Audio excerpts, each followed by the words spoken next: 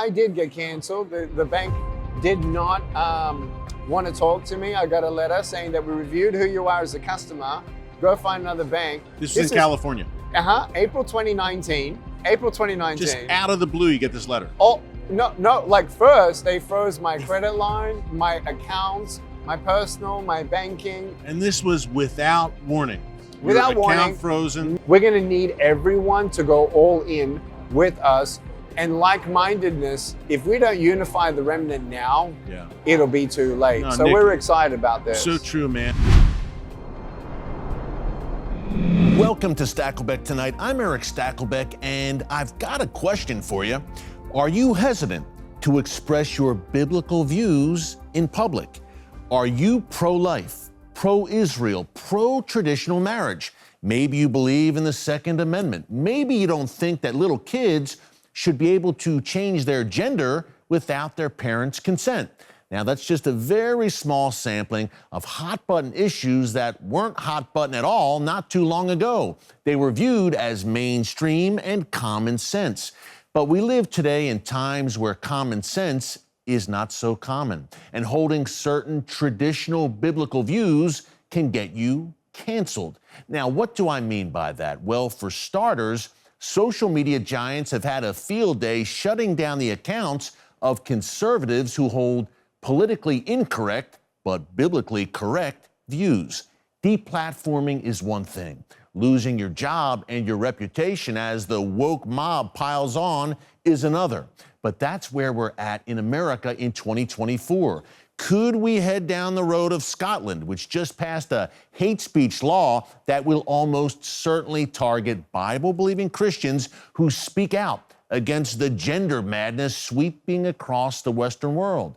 By the way, as we've reported here on Stakelbeck Tonight, Canada is considering similar hate speech legislation right now. But folks, it doesn't have to be that way in the United States. It's been said that the only thing necessary for the triumph of evil is that good men should do nothing.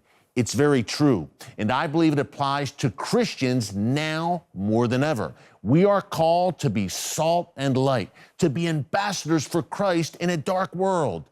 And I can't think of a better man for the job than Nick Vujicic. He may have been born without arms and legs, but God gave him the heart of a lion. He joined me to share his personal experience with cancel culture and why the cancelers chose the wrong evangelist to target. Take a look. Why don't we get into the pro-life bank? Yep. What happened to spur you on to making this decision to starting a pro-life bank?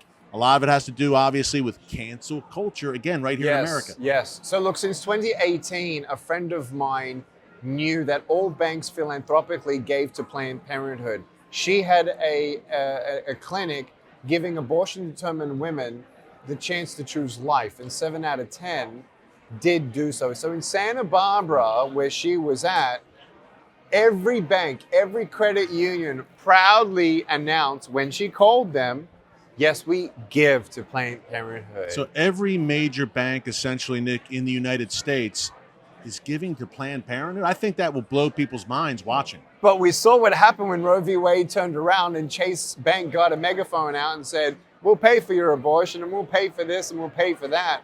So now it's not such a new kind of thing. Yeah. But I did get canceled. The bank did not want to talk to me. I got a letter saying that we reviewed who you are as a customer. Go find another bank. This is in California. April 2019. April 2019. Just out of the blue, you get this letter. Oh, no.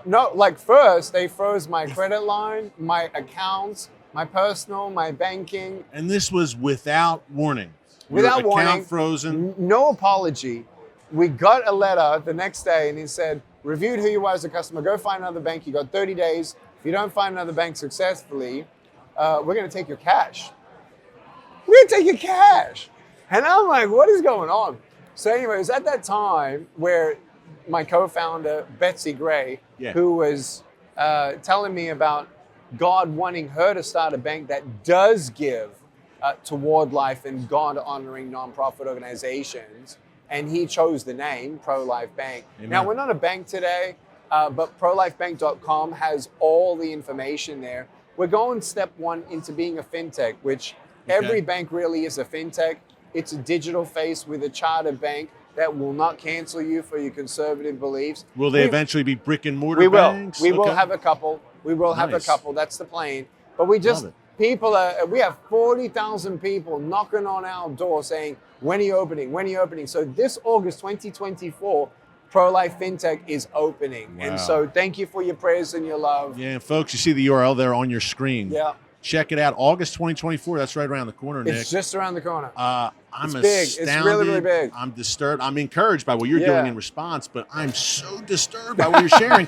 And hey, this was 5 years ago almost. Correct. It's even more intense now. It is so intense. Like, we know giant ministries that are sponsoring orphans, $1 billion worth of transactions for orphans around the world. Yeah. They're telling me, the CFO is like, we're going to get canceled. Billy Graham, Evangelical Association, got canceled from a bank. They're like, well, we were going to start our bank, but if you're going to start yours, we're going to make basically a Christian Bankers Association, Eric. We're going to need everyone to go all in with us. And like-mindedness, if we don't unify the remnant now, it'll be too late. No, so Nick, we're excited about this. So true, man. And I think of the hot button issues that banks would cancel someone for, the gender madness. Abortion. What are some of the other issues? I guess they're the two main. Israel. Pro-Israel, for sure. Look, I've been canceled off YouTube. I've been canceled off TikTok. I've been canceled and bullied by Instagram and Facebook. And Nick, you're not like, it's not like, folks, Nick Vujicic is some fringe character. I mean, you're a best-selling author many times over, evangelist, motivational speaker worldwide, meeting with heads of state. And yet you're getting canceled? What does that mean for the rest of us? If they can do it to Nick, folks, they can do it to you. Persecution of Christianity. We ain't seen nothing yet. At the end of the day, it's a spiritual battle. It's a spiritual battle. And the good news is God Almighty still sits on the throne. He's in control. As you know very well. And if you're obedient, you're going to be okay. That's right. And he may even use you. He will. Imagine and if God can use a man without arms and legs to be his hands and feet, to stand in front of the gates of hell and redirect traffic, then God can use any willing heart. You know, learn, try, ask God, how do I make that bridge? How can I help Israel? How do I learn about what Eric and Nick seem to know? It's all out there. You just got to find it. Stakelbeck Tonight, my all-new nightly series on current events through a bold biblical lens. Make sure you hit the subscribe button so you never miss an upload, and tap the bell icon so you're notified every time a new video is posted. And don't forget to share your thoughts, insights, and comments below. Thanks for watching, and God bless.